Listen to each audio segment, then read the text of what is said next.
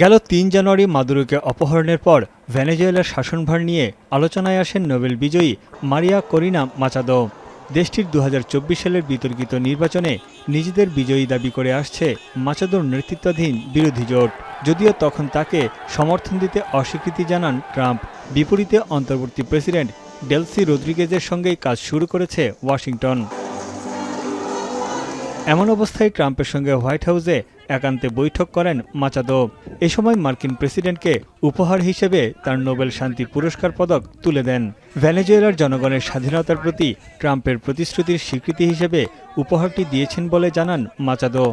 I presented the President of the United States the medal of the Nobel Peace Prize, and I told him this. Listen to this. উপহারের জন্য মাচাদোর প্রতি কৃতজ্ঞতা জানিয়ে সামাজিক যোগাযোগ মাধ্যমে পোস্ট করেন ট্রাম্প। জানান, এই পুরস্কার পারস্পরিক শ্রদ্ধার চমৎকার নিদর্শন। এদিকে নোবেল পিস সেন্টার জানিয়েছে, পদকের মালিক বদল হলেও শান্তি পুরস্কার বিজয়ীর উপাধি বদলানো যায় না। বৈঠক শেষে মাচাদো সাংবাদিকদের জানান, ভেনেজুয়েলার রাজনৈতিক সংকট ও জনগণের দুর্দশার প্রতি ট্রাম্পের উদ্বেগ তাকে মুগ্ধ করেছে।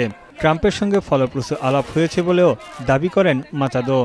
Atender lo más importante que es nuestra gente, no solamente en materia de libertades, liberación de presos políticos, garantías a la libre expresión. এরপর মার্কিন সিনেটরদের সঙ্গেও বৈঠক করেন মাচাদো। আর হোয়াইট হাউস জানিয়েছে, ভেনেজুয়েলায় মাচাদোর কী পরিমাণ জনসমর্থন আছে তা মূল্যায়ন করছে ট্রাম্প প্রশাসন।